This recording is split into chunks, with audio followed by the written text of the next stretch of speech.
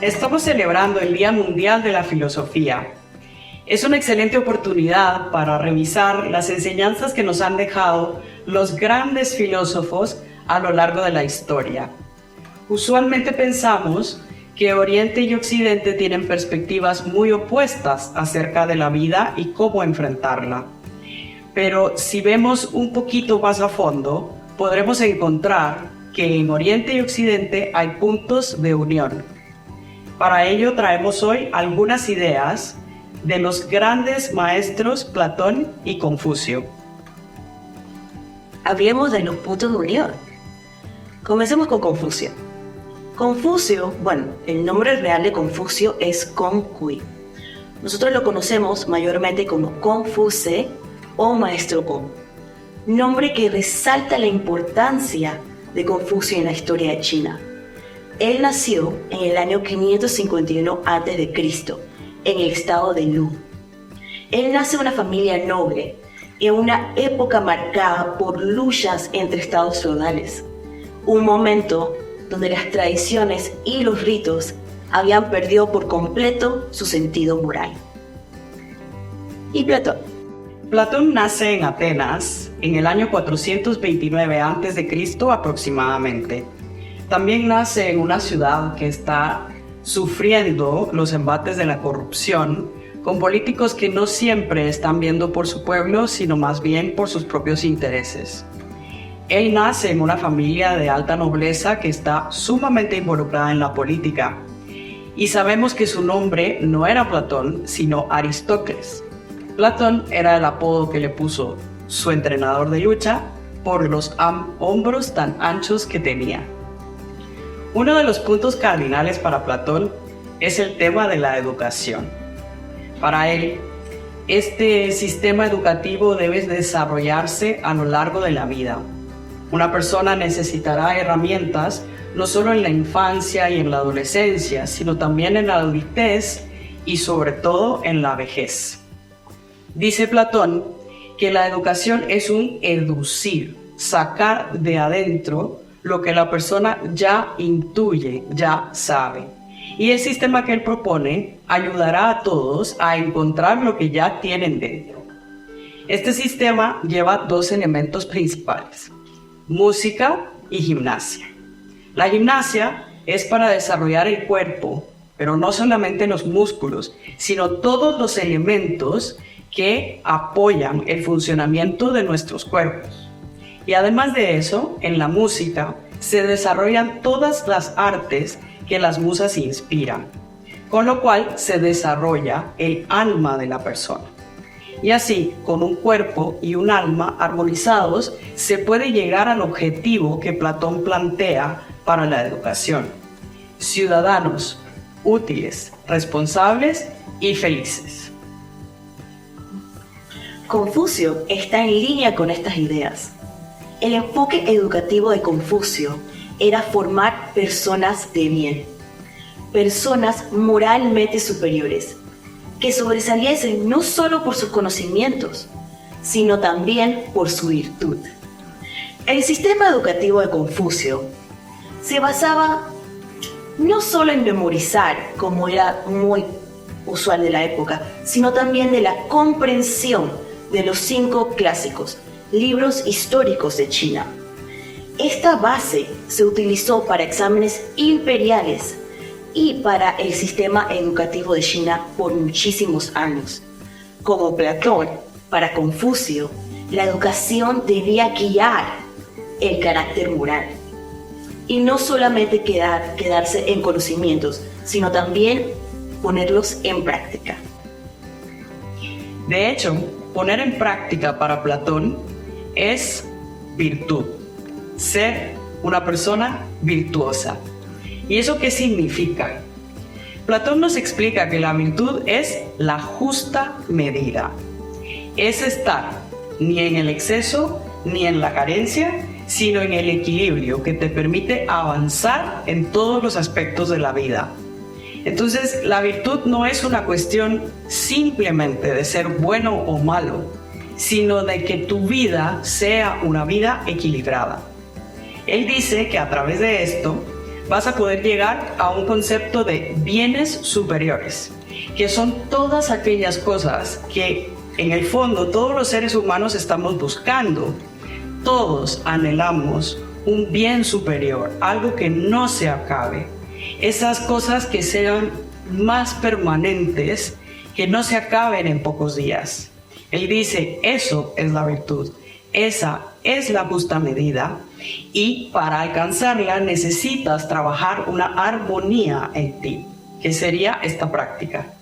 Una armonía que va desde la parte más física hasta la parte más espiritual. De hecho, por eso el proceso educativo de Platón se da a lo largo de la vida. Vemos que hay un punto de unión aquí, tanto para Platón como para Confucio. Bueno, hay otro punto de unión, porque para Confucio la virtud era fruto del esfuerzo personal y constante. Era una práctica diaria de gestos, acciones y comportamientos correctos. Para alcanzar la virtud había que tener un dominio interno que debía verse reflejado externamente en las interacciones sociales. Estas interacciones sociales que llevaban las personas tenían que estar bañadas de benevolencia y de orden, lo cual Confucio llamará Ren y Li. Y este orden debía verse en los ritos, concepto muy importante para la ética de Confucio. El Li, o el orden en los ritos, podemos verlo no solo como ritos espirituales, sino acciones diarias. Acciones diarias como el rito del saludo, como saludar a las personas correctamente, dependiendo de su cargo, dependiendo de quiénes son dentro de la sociedad o a la misma familia. Otros ritos son como los ritos de pasar de una etapa a otra, de graduarse. Son meramente acciones diarias que debían llevar un orden o este Li. Este Li también se debía ver reflejado dentro de la familia, con una virtud muy importante para Confucio, que es el del amor filial. El amor filial es un respeto a todos los miembros e inclusive a los antepasados, que aunque no estén actualmente en la tierra, debían ser honrados. Entonces, para Confucio y Platón, en realidad, debían practicar constantemente el dominio interno de todas sus acciones para poder llegar a esta armonía que mencionas. Tú como que estuviste revisando mis notas, porque lo que dice Confucio de los rituales es lo que dice Platón de la ética. Para Platón la ética va a ser la serie de costumbres que tú utilizas para construir tu manera de vivir. Y evidentemente eso lleva cómo te relacionas con los demás y sobre todo cómo te relacionas tú contigo mismo. Porque esta ética va a estar formada por los valores que tú manejas y la manera en que tú organizas tus prioridades. Por ejemplo, si tú piensas de una manera, tendrías que sentir de la misma manera y tus acciones ir con esa línea. Esto es lo que dice Platón que sería una ética. Sería un orden interior, una congruencia interior que te permite entonces actuar y llevar a cabo las cosas que has estado pensando. Si por el contrario no tenemos un orden interior, vamos a estar con un problema muy serio que no nos va a permitir vivir como lo imaginamos. Así que para él la armonización interna del ser humano es clave en la convivencia con otros. Si no puedes hacer tú contigo un poco de orden, tampoco lo podrás hacer hacia afuera con otros. Seguirás pensando que estamos compartiendo notas, porque las semejanzas continúan. La ética, para Confucio, era una práctica activa. Y en realidad, como mencionaste, la vida privada debía permear hacia la vida pública, y la ética y la política estaban estrechamente relacionadas. Para Confucio, el gobernante, un buen gobernante, debía ser un ejemplo para los demás. Su vida privada no era privada simplemente, y un buen gobernante no legitimaba su fuerza o su poder por la fuerza, sino por el ejemplo, por su liderazgo moral. La visión política para Confucio era de mantener un orden social, siempre guiado por el ejemplo de un gobernante o de los miembros de la sociedad. Y esto se asemeja mucho a Platón, entiendo. Sí, Platón dice que para la política funcionar debe ser un elemento que propicie un espacio donde todos los ciudadanos se puedan desarrollar. Es decir, que en la sociedad debe haber un lugar donde cada persona pueda ser útil. Ya dijo anteriormente que la educación tiene como objetivo que todos los ciudadanos puedan llegar a sentirse útiles. Y de ahí viene la famosa frase zapatero a tu zapato, que lo que está diciendo es: encuentra lo que tú haces bien y hazlo para todos, porque no todos vamos a aprender a hacer todas las cosas que se necesitan para vivir, pero podemos aprender una sola y hacerla con excelencia, con arete, que sería la virtud máxima, la manera de vivir con excelencia en todas las cosas, no solo para ti, sino para compartir con los demás. En esto Platón es muy enfático. No debe haber una persona en la sociedad que no sea útil para todos los demás. Por otro lado, la sociedad ideal para Confucio estaba estructurado bajo el respeto de las jerarquías y la observancia del li, la observancia del orden. Es decir, que todo esto tenía que trasladarse a la convivencia diaria entre todas las personas de la sociedad.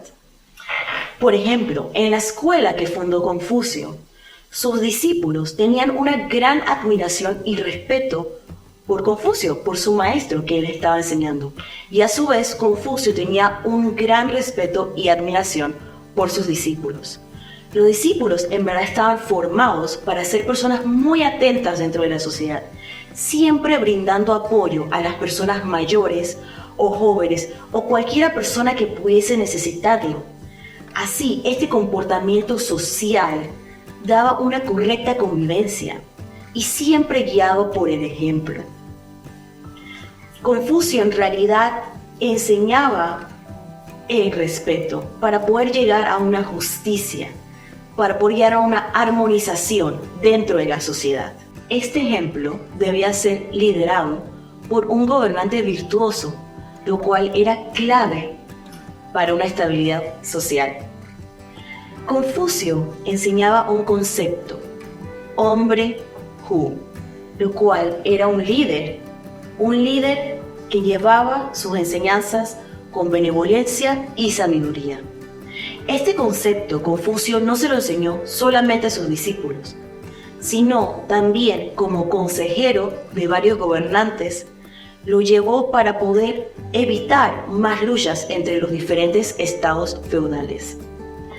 Todas estas enseñanzas que llevó Confucio y plasmó a lo largo de su vida pueden corresponder a un momento, a una anécdota que nos cuenta, una petición que le hizo el abuelo. El abuelo de Confucio le pide, antes de morir, que como él no pudo dirigirse o ser parte de un cambio dentro de la nación, le pide a Confucio que haga lo mejor que pueda para poder ser un ejemplo dentro de la nación, para poder dejar el nombre de su abuelo y de él como ejemplo para generaciones futuras.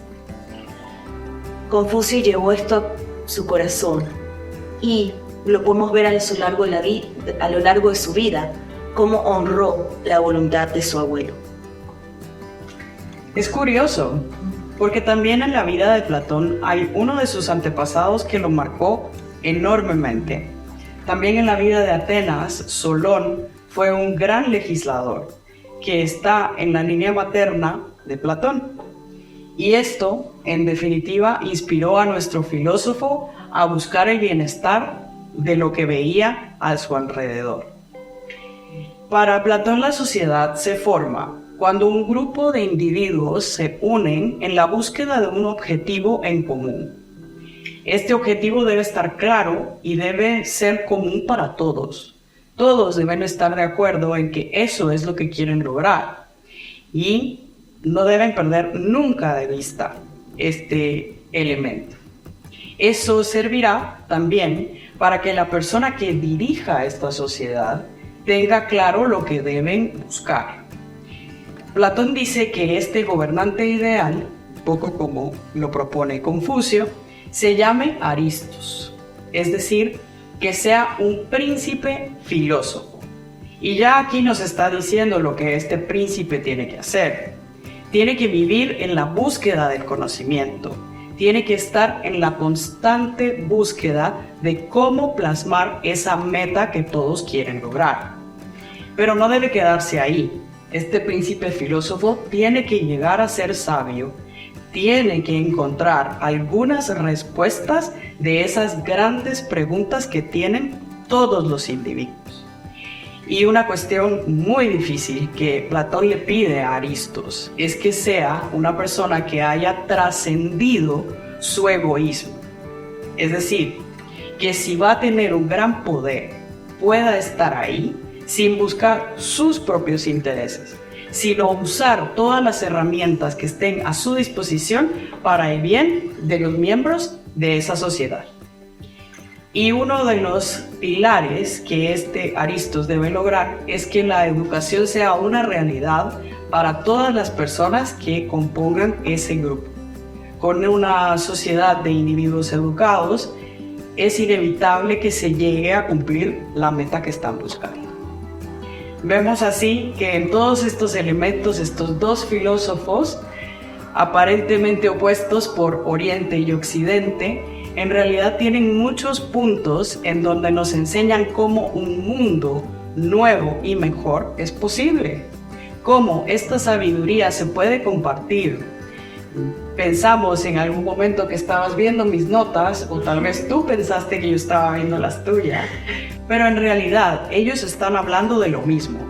Están proponiendo ideas para que cualquier ser humano, en cualquier lugar del mundo, en cualquier momento histórico, pueda aplicar estos conceptos y entonces llegar juntos a la meta que están buscando.